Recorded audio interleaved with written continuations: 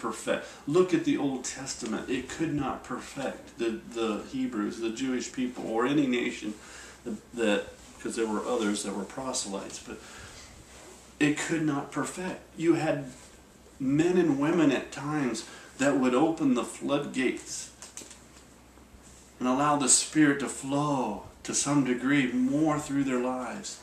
And look what it did to them, how it changed them, what they did, how they obeyed God, even sometimes to the end of their lives.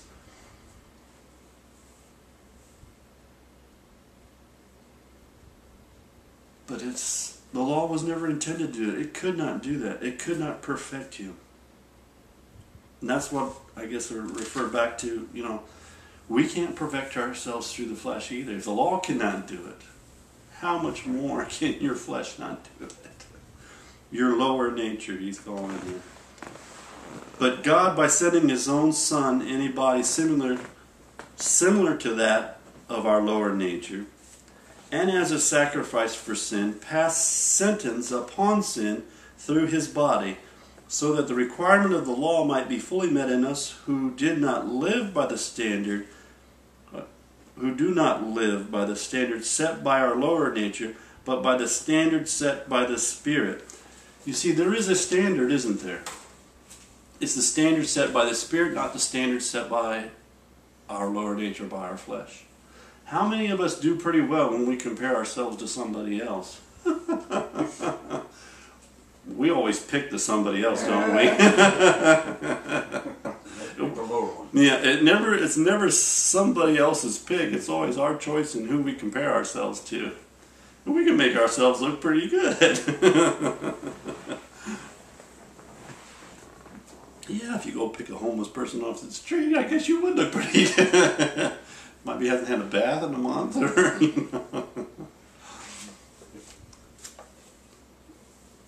But you see, it's the standard set by the Spirit. That's a whole different standard. It's not your standard. Now, his standards should become our standards. Amen? Mm-hmm. His ways, we should make them our ways. But he says here that there's only one means that we can do that, and that's through union with Christ.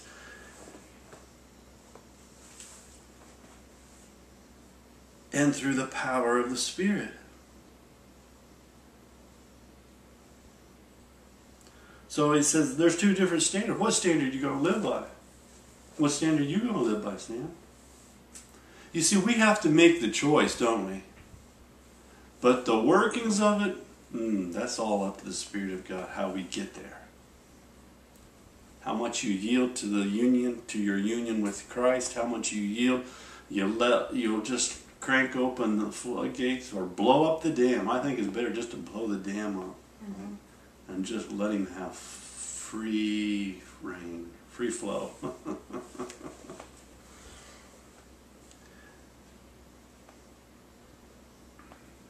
But there's a standard. So we make a choice of what standard we give. Every day we have that. You have the big choice where you give your life to Christ, but then you have all these little choices, these little opportunities, we'll say, where you get to choose again. You choose the big one. Well, my life is yours, Lord. Amen.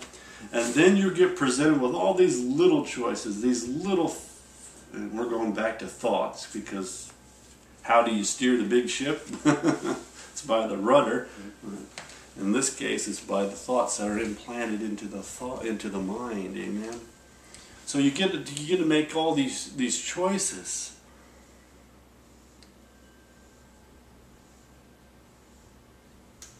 But your answer can be yes. When you sold out completely to Him, your answer is going to be yes. Yes, Lord. You know it before my answer is yes. Before you ask. Whatever it is, go ahead. That's being sold out. Amen. Sold out to God, sold out to Him. Lord, what? You want me to do this or do that? No problem. I'm there. That helps when it comes onto the day-to-day things. There is a choice, because that's just the way it works. But my mind is already made up. Amen. I'm for blowing up the dam. My dynamite is there. Actually, it's done. All right.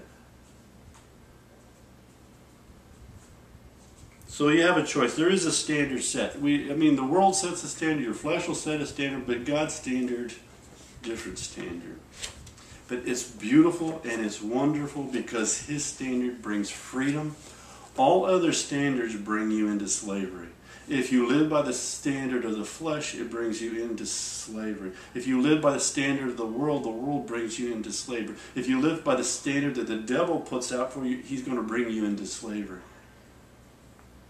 Oh yeah, I can get away with it. Oh yeah, you may get away with it for a period of time, but not long term. Amen. You never get away with it.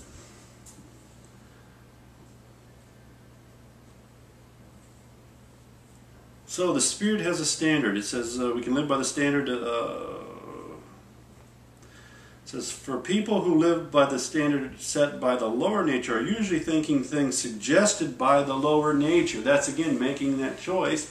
Now you have a choice. You made the big choice. You've given your life to Christ. But even after Christ, you still have to choose to live by that standard. Find out what that standard is and begin to live by it. Amen? And people who live in the standard set by this, and people who live by the standard set by the Spirit are usually, I thought that was interesting, usually thinking the things, what does it say? What does yours say? Mind the things of the Spirit? But they that are after the Spirit, the things of the Spirit. Okay. They mind the things of the Spirit. And it says, yeah, and the people who live by the standard set by the Spirit are usually thinking the things suggested by the Spirit. You see, He's not going to force you to, I like the way it says suggest, He's not going to force you to think on those things that are good. It's back to our choice. He makes a suggestion. God is not a dictator. You serve a God who's a dictator, Stan? He's not a dictator. He's not going to make you, He's not going to come out and throw you down on the floor and keep His foot on the back of your neck until you do it. It's just not that way. He's a leader. He said, I will send my Spirit to lead you and guide you into all truth. Amen. So it said, those that are after the Spirit are usually, it says, thinking the things suggested by the Spirit. Again, we go back to, there is the battle. The battlefield is where? It's the mind. What are you thinking? What pops up in that head, Sam? You're running a race, aren't you? You got to slow it down. We all got to slow it down at times. You got to slow it down. Those thoughts are just flying so by so fast, you can't get a read on them, right? You got to slow them down. You got to weight them down a little bit. Slow the mind down. Think. Stop it. Get quiet. Think. Or think about what you're thinking about. Get quiet. Slow it down. What am I thinking?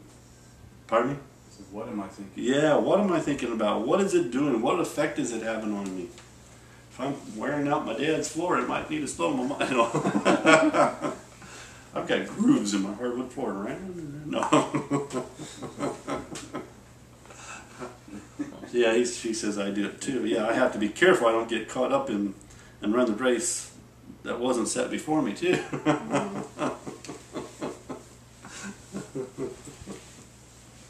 Another time, another story. Amen. What does he say? Next verse. For to be thinking the thing suggested by the lower nature means what? Oh, happiness and joy. That's what we said. It brings bondage. It brings slavery. It brings unhappiness. For to be thinking things suggested by the lower nature means death. And in a true sense, death, spiritual death, is separation from God. It separates you from God. To be thinking things, to be motivated by things but to be thinking the things suggested by the